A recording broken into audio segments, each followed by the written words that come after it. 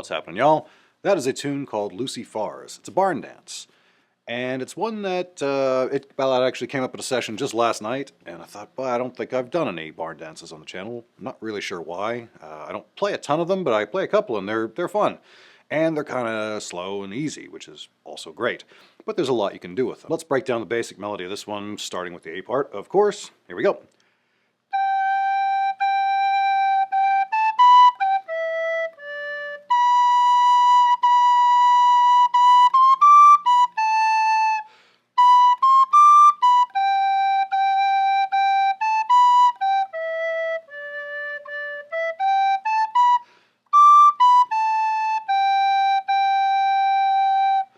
The nice thing about this tune is that with the exception of a second octave D in the second part, which we'll get to, the whole tune's in the first octave. So again, simple, hopefully one you can knock out pretty quickly. I'm going to run that whole A part again, play along if you can. Nice and slow, no ornaments, we'll get to that in a second.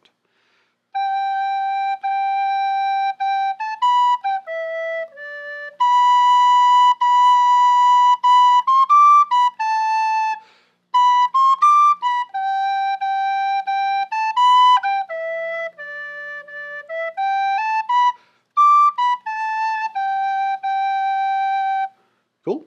Hopefully y'all got that all right. Let's jump into the B part here. Other than that one second octave D that I mentioned, it's also still in the first octave, so hopefully still nice and easy. It's a bit longer. The first half and the second half of the B part are slightly different, so I'll break this bit up. The A part is just a repeat. So here we go with the first half of the B part.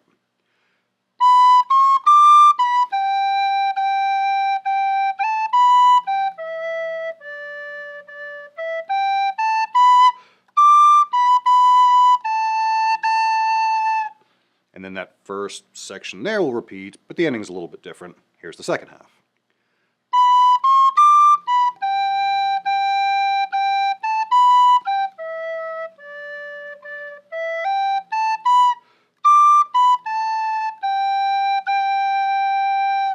Fairly similar to the A part. I'm going to play the whole tune, A, A, B, B, so jump in and hang on. Let's see how we do. Here we go.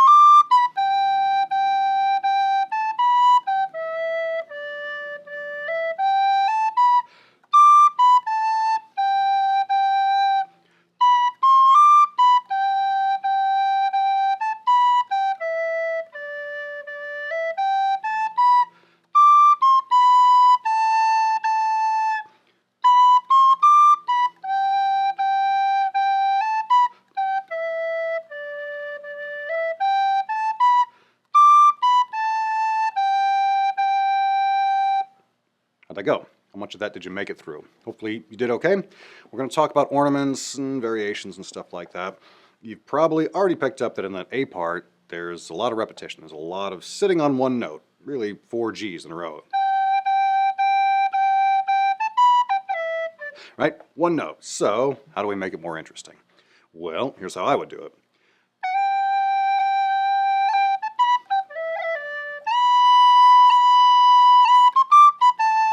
The main thing to get out of this is to get that rhythm, that sort of lilty, bouncy, wavy rhythm, whatever word you want to use.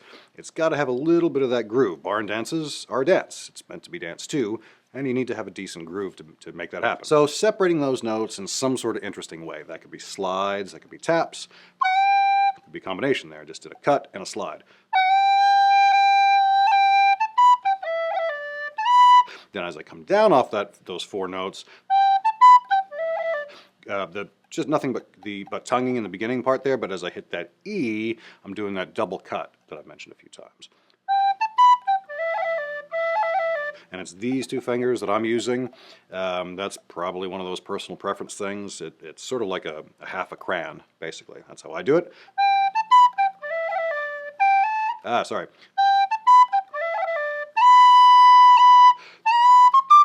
Couple of slides as I go from the low D to that B, sliding and then tap to separate the second one,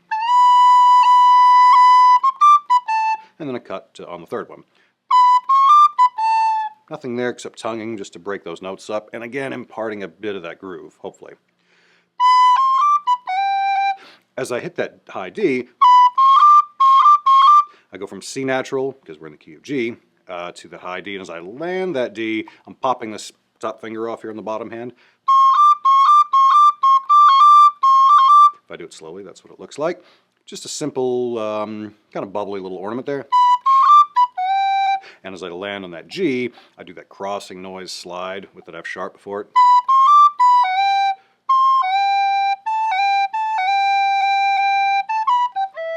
Couple of taps.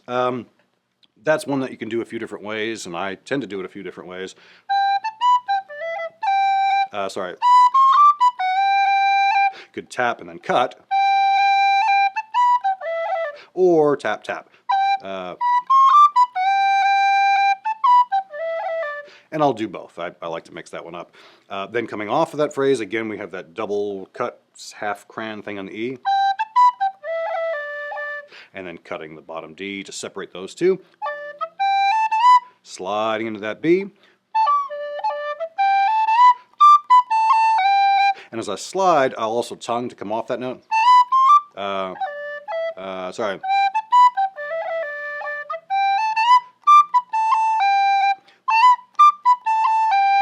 So you slide and then immediately cut it, sort of like dampening strings on a stringed instrument. You know, you're choking that one.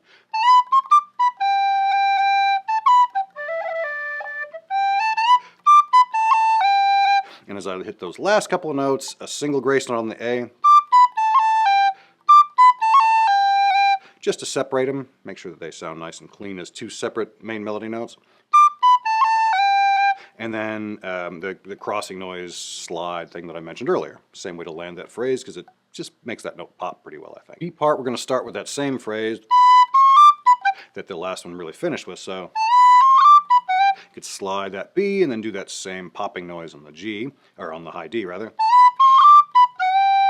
And same slidey crossing noise grace note on the G. Same as I mentioned before. You could tap that twice, you could tap cut, you could cut cut, any way you want, you could tongue it, all different options.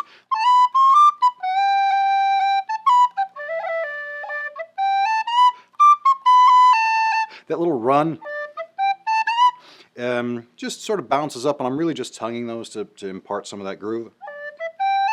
Other than that first cut on the low D, and sliding that B, which I mentioned in the A part. Tap there, and then back around.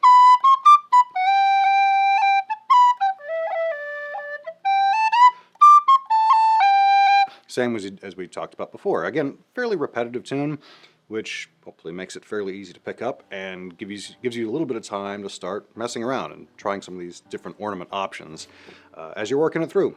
Let me know what you think of this one. Let me know if we need to do some more barn dances. Do you guys play barn dances? I don't know. I need to start playing a few more. I was glad it came up the other day because it makes me want to find a few more and learn a couple of them. The other thing that I'll mention too, I don't know what you guys think of that accompaniment bit, the piano thing that I had in the beginning. If it's of any value to have that as a backing track to play along with, I'm going to start posting those to my Patreon page. I already post the tabs and the sheet music over there, but it might be helpful to have something to play along with. Let me know what you think. I'm trying to figure out the formats. They're not up yet, but they will be soon, once I can figure out how we want to send that out to you. So, all right, that's it. I'll see you guys in the next one. Cheers.